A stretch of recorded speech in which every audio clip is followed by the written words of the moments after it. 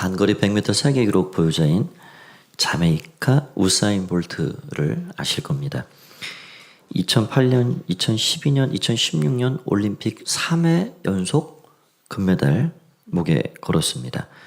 세계에서 가장 빠른 사나이, 총알탄 사나이. 그가 2018년도에 브랜드 은퇴를 선언했는데 더 나오면 뭐 이길 사람이 없으니 뭐 4번이고 5번이고 더 딸 가능성이 많지요. 그런데 그가 한 토크쇼에 출연해서 이런 말을 했습니다. 내가 하고 싶은 걸 다 이뤘습니다. 더 이상 동기가 없어졌습니다. 왜냐하면 저희 주된 목표는 올림픽 3연패였으니까요. 그리고 그 후 저희 동기는 확 줄어들었습니다. 그래서 저희 동기가 없으면 더 이상 할 수 없다고 생각해요. 동기가 없으면 100% 노력하지 않을 것이기 때문입니다. 그게 은퇴 이후였습니다. 여러분 공감이 가시겠지요. 동기를 가지고 있는 삶, 목표가 있는 삶, 그러지 않은 삶, 그거는 확연히 차이가 납니다. 여러분은 어떠십니까? 지금도 여러분을 걷게 하고 뛰게 하고 앞으로 나가게 하는 인생의 목표, 동기가 있으십니까? 저마다 인생은 모든 사람들은 다 자신만의 목표를 세우고 살아갑니다. 그런데 문제는 우리도 우사인 볼트처럼 되기 쉽다. 그런 가능성이 있다 하는 것이죠. 우리의 목표가 이 땅의 것에 한정되어 있으면 어떤 자아 실현 그런 거에 제한되어 있으면 그것은 반드시 한계가 옵니다. 그렇다면 저와 여러분의 목표가 무엇이 되어야 할까요? 오늘 저는 그런 질문 앞에서 초기 신약교회가 세워지는데 절대적으로 기여했던 사도 바울 그의 삶을 살펴보면서 우리는 어떤 목표, 어떤 인생의 방향을 향해 나가야 되는가 그런 것들을 좀 묵상해 보고자 합니다. 사도 바울의 삶은 그 삶 자체가 복음을 위한 삶이었습니다. 하나님의 부르심을 따라 이방인을 위한 사도로서 끝까지 충성을 다하는 사람, 그가 바울이었습니다. 오늘 본문은 바울이 예루살렘으로 향하던 중 밀레도에서 에베소 장로들을 청해서 마지막 고별 인사를 하는 내용입니다. 그는 자신이 지난 3년간 에베소에서 어떻게 사역했는지, 앞으로 그 하나님의 교회 에베소 교회를 어떻게 목회해야 할 것인지 그 장로들에게 그 교회를 위탁하면서 영적 유언들을 남겨놓았습니다. 저는 최근 2주간 90일 성경 통독을 진행하면서 사도 바울의 이 사역과 그가 쓴 서신서들을 읽으면서 어떤 목표를 세우고 어떤 일에 가장 큰 관심과 힘을 기울이고 살았는가 그런 것들을 다시 보게 됐습니다. 바울의 삶을 들여다보니 그래서 크게 2가지로 압축이 되었는데 첫 번째는 그 인생의 가장 최대의 목표는 예수 그리스도 그 자체였다라는 것과 두 번째는 교회를 세우는 일이었다 하는 것으로 느껴졌습니다. 여러분들은 어떠하십니까? 여러분들은 이 사도 바울의 일생을 생각해 보면서 나하고는 거리가 있는 사람이라 그렇게 여기십니까? 바울은 특별한 하나님 부르신 사람이니 그렇게 할 수 있었지만 저하고는 뭐 그렇게 제가 따라가기 어려운 사람이지요 라고 생각이 드십니까? 그런데 아닙니다. 이 2가지 인생의 목표는 하나님 나라 백성 그리스도인으로서 부름받은 사람이라면 크던 작던 공통된 목표가 되어야 합니다. 차례로 한 가지씩 생각해 보겠습니다. 첫 번째는 예수님이 인생 최고의 목표였다 하는 것입니다. 우리는 사도 바울이 어떤 사람이었는지를 압니다. 그는 길리기아 다소 출신으로 당대 최고의 학문인 가말리엘 학파에서 율법을 공부한 엘리트 중에 엘리트였습니다. 학벌이나 문벌, 가문 배경, 출신 모든 면에서 부족함이 없는 갖춘 사람입니다. 그가 한 일이 무엇입니까? 유대교 전통을 지키는 일이었습니다. 그래서 당시 혜성처럼 떠올랐던 그 나사렛 예수교 그걸 어떻게 생각했냐? 없어져야 할 신흥 이단으로 생각을 했습니다. 그래서 기독교인들을 잡아 죽이는 일에 앞장서게 된 것입니다. 그런 그에게 다메섹으로 가는 그 도중에 부활하신 주님이 찾아오셨습니다. 깜짝 놀랐죠. 완전히 뒤집어졌죠. 그래서 그 자리 그 순간부터 그의 삶은 송두리째 바뀌게 되었습니다. 여러분 유튜브나 뭐 이런 뭐 TV에도 나오시는지 모르겠는데 그 울산대 그 교수셨던 이정훈 목사님이란 분이 계십니다. 이분은 동국대학교 불교학과 출신이에요. 그래서 실제 스님으로도 계셨던 분입니다. 이분이 얼마나 불교에 심취했는지 이 불교를 전파하려고 잘 보니까는 뭐 이 방해꾼이 누구냐, 이 기독교인들 교회라 이 판단을 한 거예요. 그래가지고 이 땅에 교회 기독교는 있어서는 안 되는 종교다 해가지고 기독교 박멸에 열을 올리는데 이 사람이 실제적으로 그런 일들 정책을 수립하고 그런 일들도 했습니다. 그 교수로 또 있고 하니까 종교차별금지법. 예, 그래서 가끔 이제 열심히 지나친 분들 보면 절에 가서 막 이제 좀 상식적이지 않은 일들도 하고 또 다른 종교를 비하하기도 하고 이제 이렇게 하는 일들이 생기지요. 그런 것들을 법적으로 처벌을 하겠다. 그게 종교차별금지법입니다. 그 법을 만드는 일에 앞장섰던 사람이 이정훈 이라는 사람이었죠. 교회를 더 알아야 되니까 이분이 교회사도 공부하고 종교개혁도 공부하고 성경도 스님 때부터 읽었대요. 본인이. 알아야 뭐 싸울 수 있으니 의뢰한 거예요. 그리고 TV 방송에 이 설교하시는 그 목사님들 설교를 또 듣고 이 무슨 얘기를 하나 했다는 거예요. 그런데 이분에게 극적인 일이 벌어집니다. 어느 날 TV를 틀어놓고 설교를 듣는 중에 설교자가 주여 저는 죄인입니다. 설교하다가 그렇게 하기도 하고 기도 소리로 그렇게 하기도 하지요. 그런데 평소처럼 말은 잘한다 쇼하고 있네. 이렇게 중얼중얼하면서 비아냥거리고 있는데 그 순간 이 혀가 굳어져 버린 겁니다. 혀가 굳어지고 정수리에서 발끝까지 강력한 전류가 흐르는 듯이 깊은 충격이 왔습니다. 그리고 소파에서 바닥으로 내동댕이 쳐졌습니다. 그 자리에서 거의 이렇게 죽는구나. 죽은 줄 알았다는 거예요.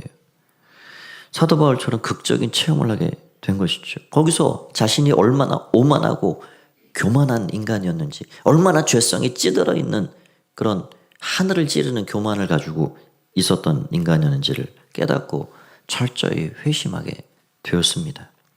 결국 그래서 그 뒤로 목회자가 되고 인생의 목표, 방향이 완전히 달라진 그런 복음을 증거하는 사람이 된 것입니다. 사도 바울이 예수님을 만난 이후 빌립보서를 보면 그가 자신이 추구하는 그 목표가 무엇인지 분명하게 우리에게 드러내주고 있습니다. 빌립보서 3장 8절은 이렇게 이야기합니다.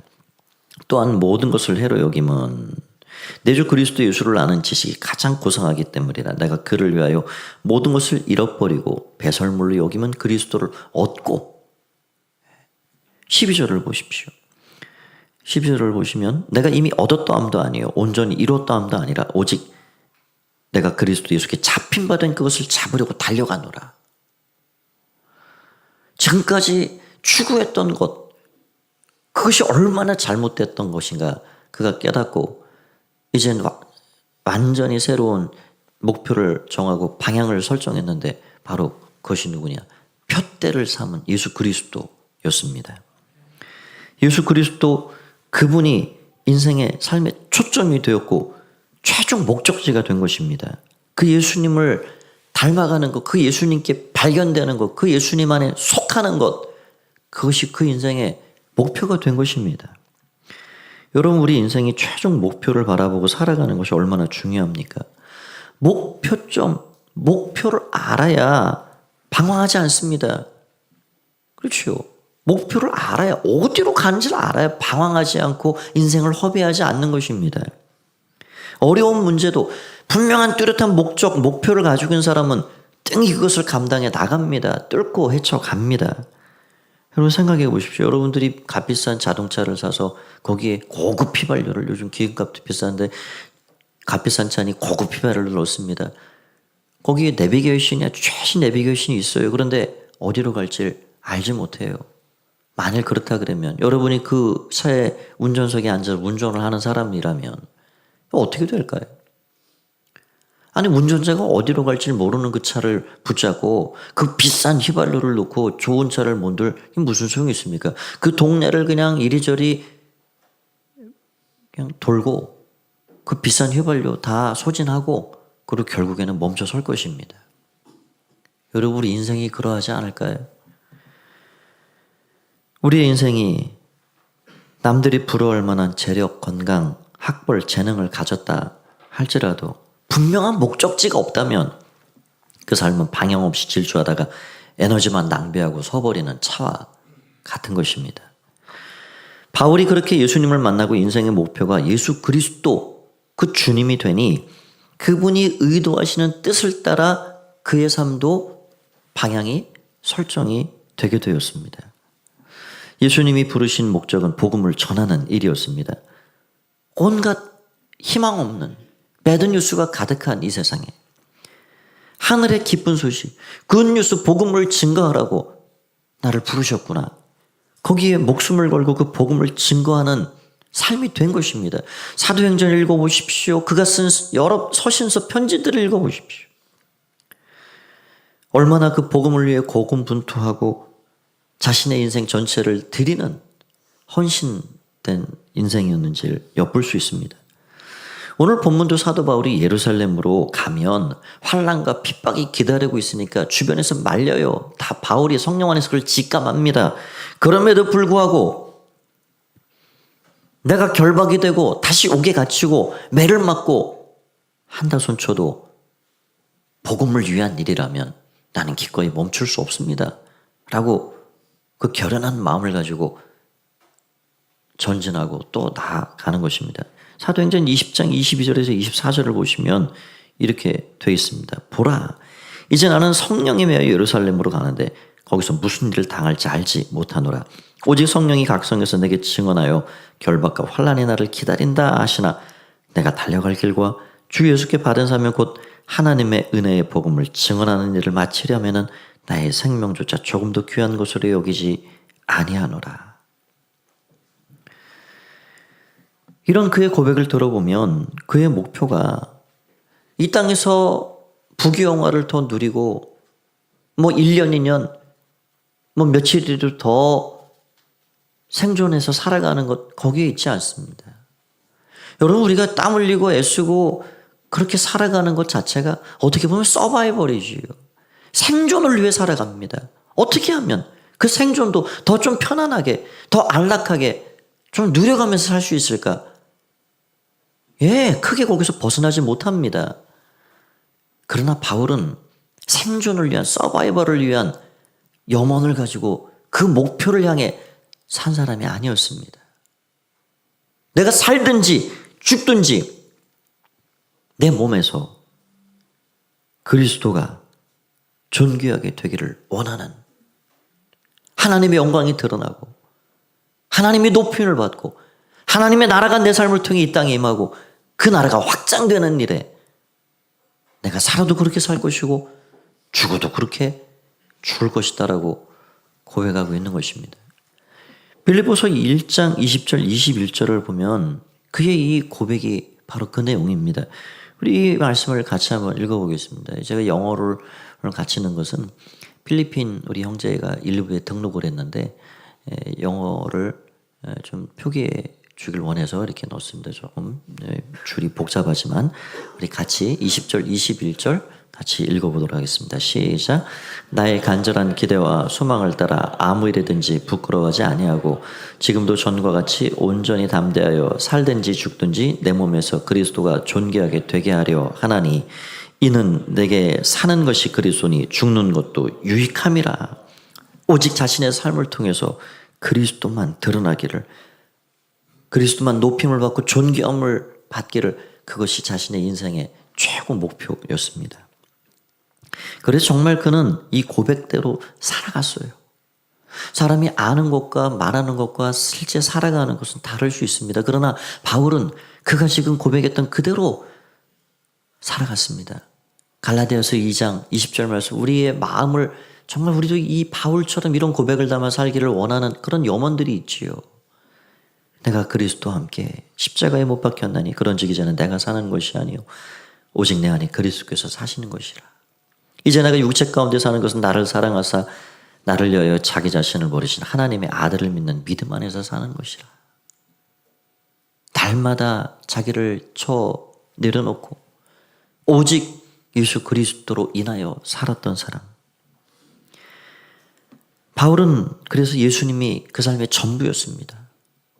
예수님으로 인해 죽고 예수님으로 인해 살고, 그러니 남는 게 무엇입니까?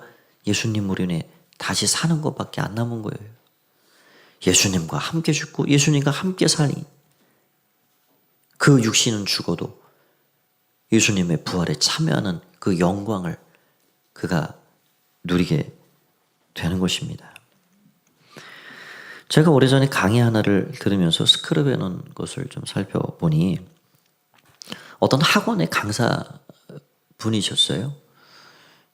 근데 그 학생들을 이렇게 앉혀놓고 인생의 목표가 너희들은 왜 도대체 공부하냐? 그거를 이 선생님이 얘기를 해주는데 그 학생들에게 이 강사 선생님이 그렇게 물어보는 거예요. 여러분들의 꿈은 도대체 무엇입니까? 여러분은 지금 왜 공부합니까? 그래 물어요. 그래서 여기저기서 애들이 이제 얘기를 하죠.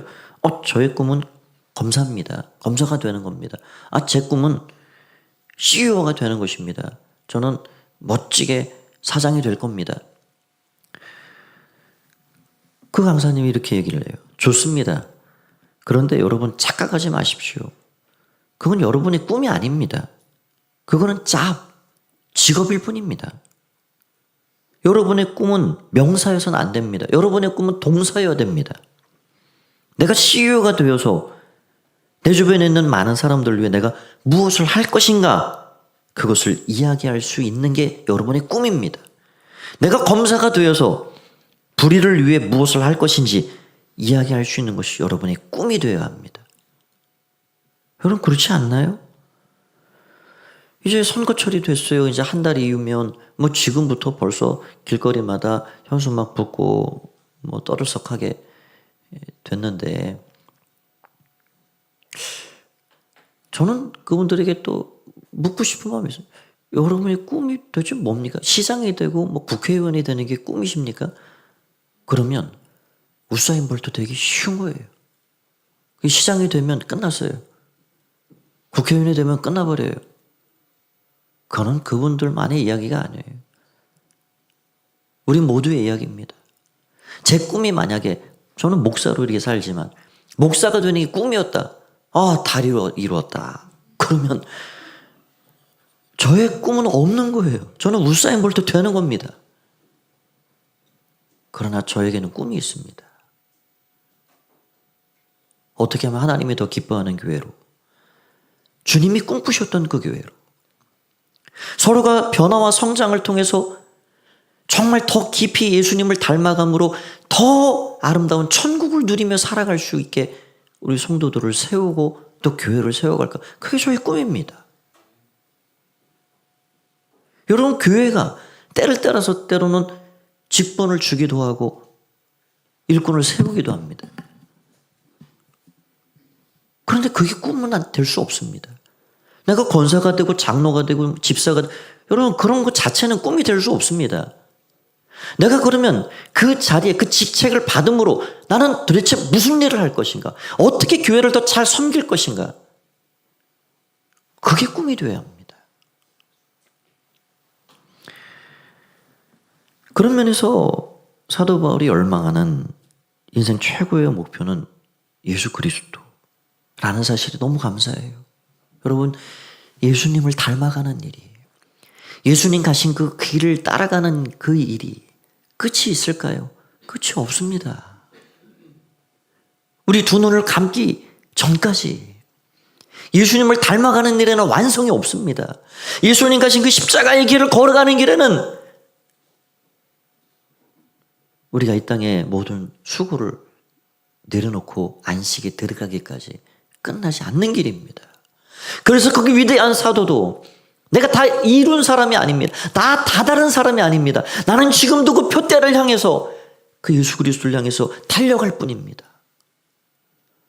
위대한 사도도 그렇게 고백했다 그러면 저 여러분 중에 누구가 이만하면 됐습니다.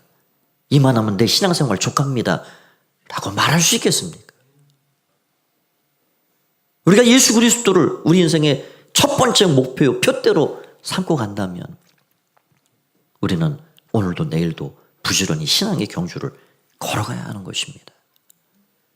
저 여러분의 삶에 우리 인생의 최고의 목표와 목적이 예수 그리스도를 닮아가는 일이 되기를 주님의 이름으로 축원드립니다. 예수님 우리의 목표가 되어야 합니다.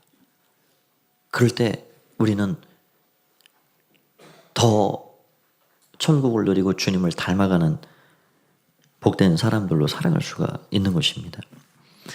두 번째는 하나님의 교회를 세우는 일에 헌신했습니다. 빌립보서 3장 14절을 우리 같이 한번 읽어보겠습니다. 시작. 표대를 향하여 그리스도 예수 안에서 하나님의 위에서 부르신 부름의 상을 위하여 달려가노라. 그가 이야기하는 부름의 상이 도대체 무엇일까요? 그 부름의 상이라는 건 하나님 나라 천국 지점인 교회를 세우는 일이었습니다. 제가 지난주도 말씀을 드렸듯이 하나님께서 이 땅에 세우신 교회가 왜 소중할까요? 교회는 왜 특별할까요? 왜 다른 것으로 대체될 수가 없을까요? 교회에서 행하는 큰 두 가지의 예식이 있는데 그것은 세례식과 성례입니다. 성만찬입니다. 세례가 상징하는 것은 무엇입니까? 죄사함입니다. 내 옛사람의 죄를 고백하고 내가 이제 새로운 하나님의 사람으로 자녀로 살기 원합니다. 그런 고백을 담은 사람에게 주는 게 세례예요. 그리고 성찬을 합니다. 세례받은 사람들이 나누는 성찬이 있습니다. 그 성찬은 우리가 장차 새하늘 새 땅에서 그 예수님과 함께 누릴 그 천국 잔치를 지금 연습하는 거예요. 맛보는 시간입니다. 그래서 이런 세례와 성찬에 있는 이 교회에 하나님이 천국 열쇠를 맡겨주신 거예요. 이 천국 열쇠는 저기 시청에 있지 않습니다. 저 청와대에 있지 않습니다. 오로지 이 교회에 당신의 이름으로 죄사함이 일어나고 당신의 백성으로 말씀을 온전히 붙잡고 살아가는, 그래서 장차 우리가 예수님처럼 영광에 참여하여서 그 하나님 나라를 누릴 이 교회에 하나님이 천국 열쇠를 맡기신 겁니다. 그런 예수님께서 수고하고 무거운 짐진 인생을 다 오라 하시고 너희를 쉬게 하겠다 말씀하시고, 오늘 바울은 그런 하나님의 소원인 이 땅에 교회 세우는 일을 위해 자신의 전부를 쏟아 부은 것이죠. 이것이 예수 그리스도를 통해 인생 첫 번째 목표를 세운 일과 자연스럽게 연결되는 또 하나의 목표가 된 것입니다.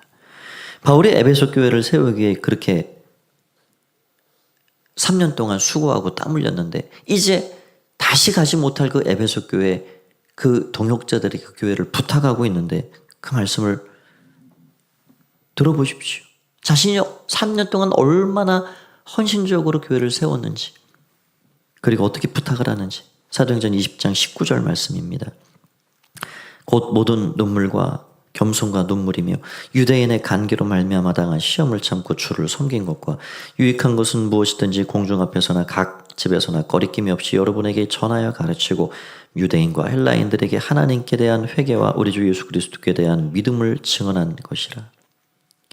그리고 그 교회를 동역자들에게 부탁하는데 28절입니다.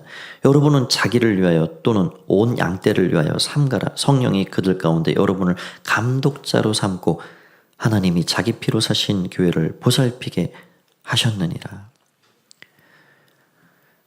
교회가 왜 귀할까요? 교회는 예수님의 피값으로 환산하지 못하는 그 값을 치르고 세워진 곳이 교회이기 때문에 그 피값으로 세워진 교회를 그 감독자들, 그 동역자들에게 그 교회를 위탁하면서 하나님의 말씀과 예수님께 꼭 붙어 있어서 그 일을 감당하라고 이야기를 하고 있습니다. 32절을 보면 이렇게 되어 있습니다. 지금 내가 여러분을 주와 및 그 은혜의 말씀에 부탁하노니 그 말씀이 여러분을 능히 든든히 세우사 거룩하게 하심을 입은 모든 자 가운데 기업이 있게 하시리라. 여러분, 그래서 교회를 세워가는 일은 인간적인 힘과 재능이나 어떤 노력으로 되는 것이 아닙니다. 지금 사도 바울은 그 동역자들에게 주님께 꼭 붙어 있기를 부탁하고 또 하나님의 말씀에 꼭 붙어 있기를 부탁하고 있습니다. 예수 그리스도를 온전히 푯대 삼고 말씀을 붙잡고 말씀을 기준으로 교회를 든든하게 세워갈 때 하나님이 꿈꾸시는 교회, 천국 지점인 이 몸된 교회를 아름답게 세워갈 수 있다 하는 것입니다.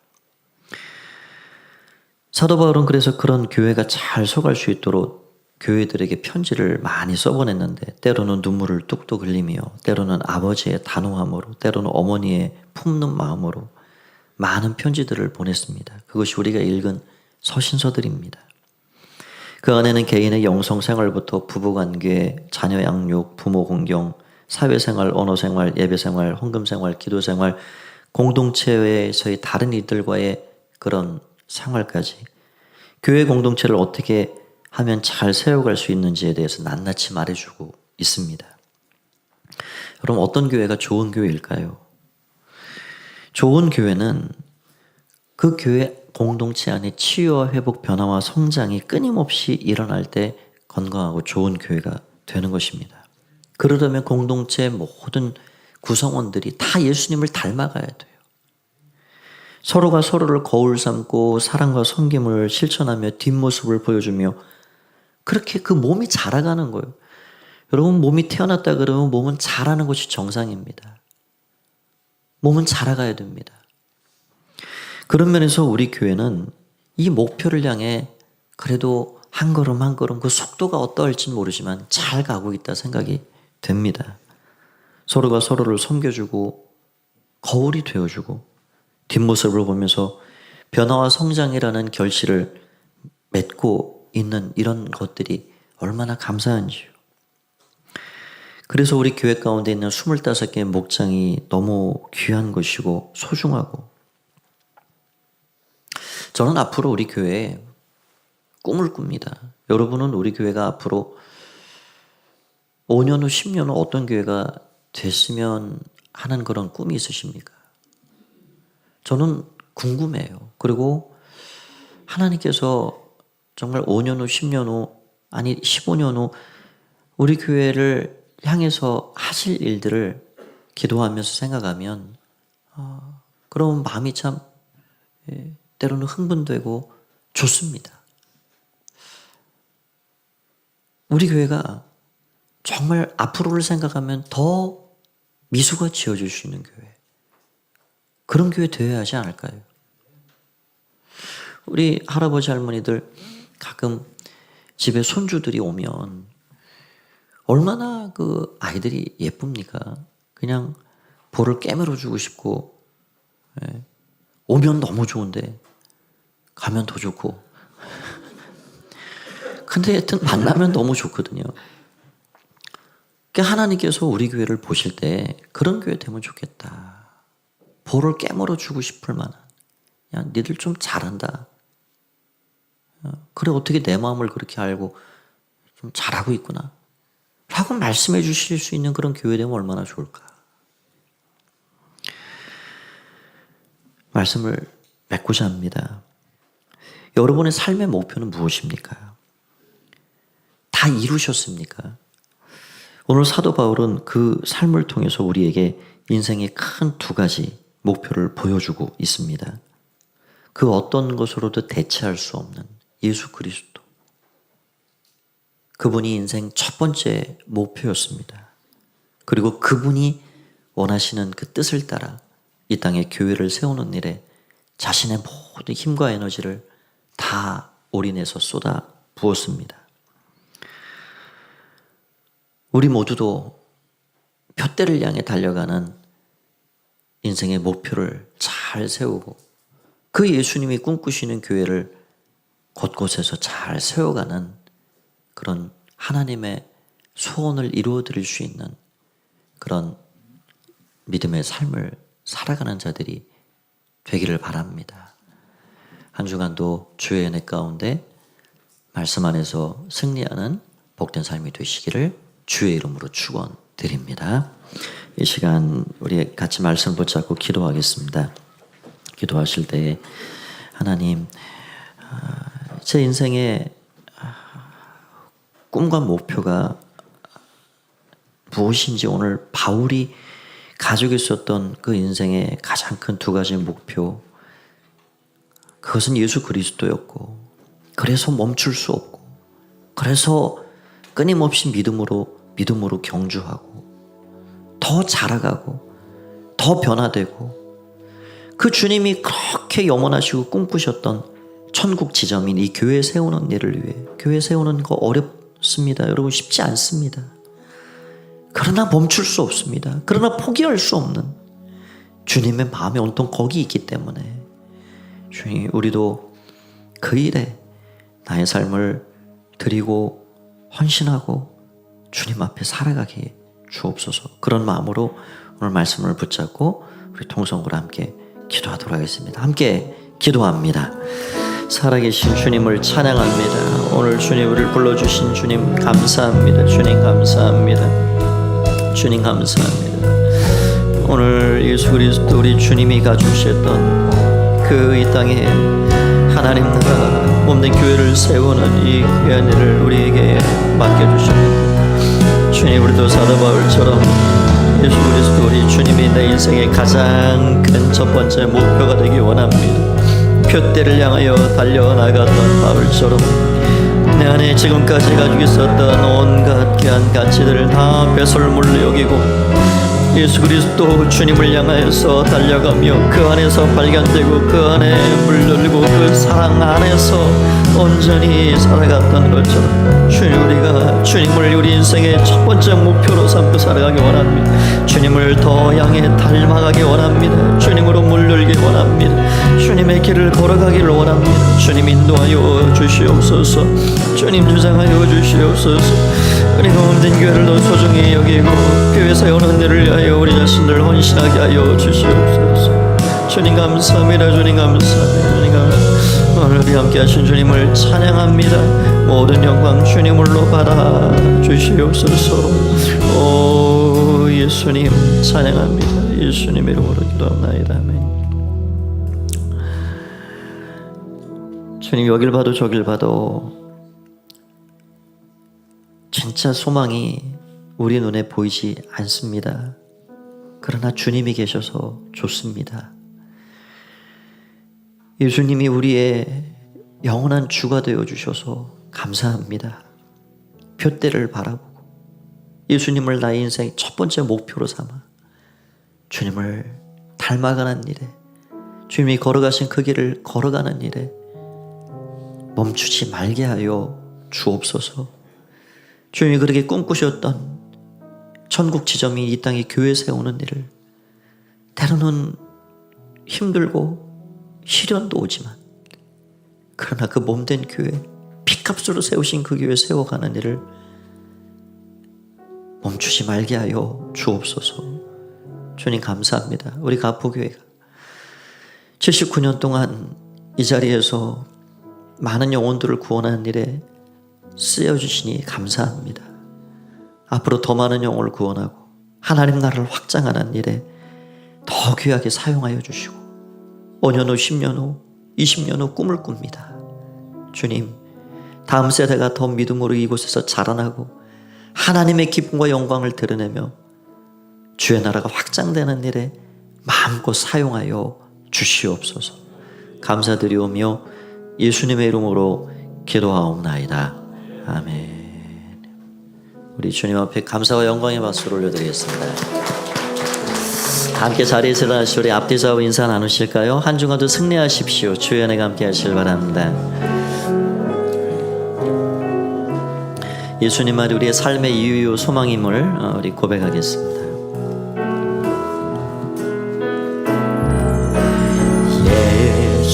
예수는 내 힘이요 나의 기쁨 내 참 소망 그 이름의 생명이 내 삶의 이유라 오직 주만 따라갑니다 오직 주만 높이 받으소서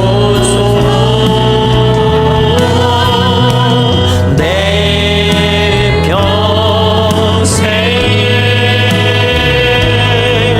그 이름을 그의 선하심을 세상에 노래합니다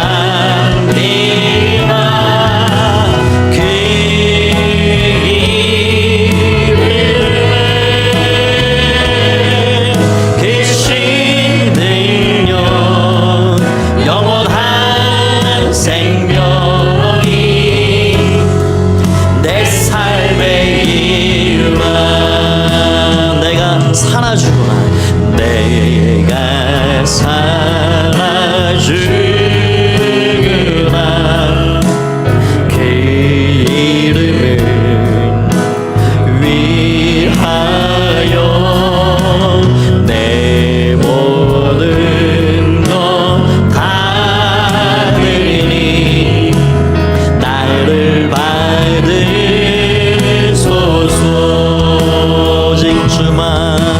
오직 주만 따라갑니다 오직 주만 높이 받으소서 내 평생에 그 이름을 그의 선하심을 세상에 노래합니다 그 이름을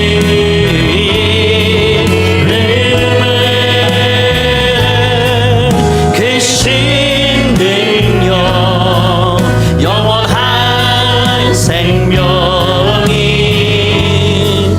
내 삶의 이유 우리 두 손 들고 고백하겠습니다 오직 주만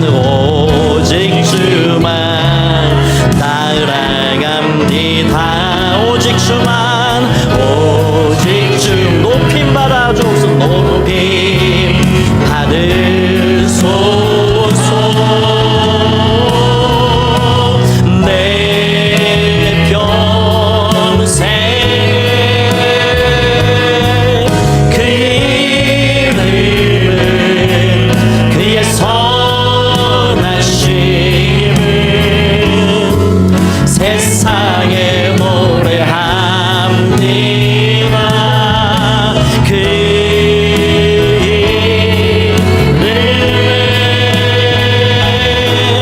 계신 능력 영원한 생명이 내 삶의 이유라 그 이름에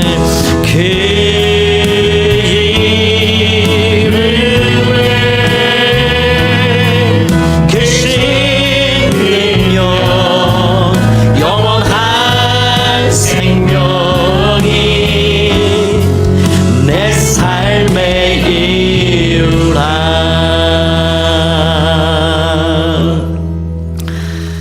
주님 우리의 삶의 이유가 되어주시니 감사합니다 이제는 주 예수 그리스도의 은혜와 하나님 아버지의 사랑하심과 성령의 감화감동 오늘도 북돋아 주시고 주의 길로 나아가게 하시는 그 은혜가 오늘 우리의 삶의 목표 주님을 표대 삼아 나아가며 그 주님의 꿈이었던 이 땅의 교회를 잘 세워가는 일을 위해서 우리의 작은 힘도 시간도 에너지도 모든 것들을 하나님께 맡기며 쓰임받기를 원하는 마음으로 예배하며 돌아가는 주의 가족들 가운데 모든 권속들 삶과 가정 가운데 이제와 영원히 함께 없시기를 간절히 축원하옵나이다. 아멘.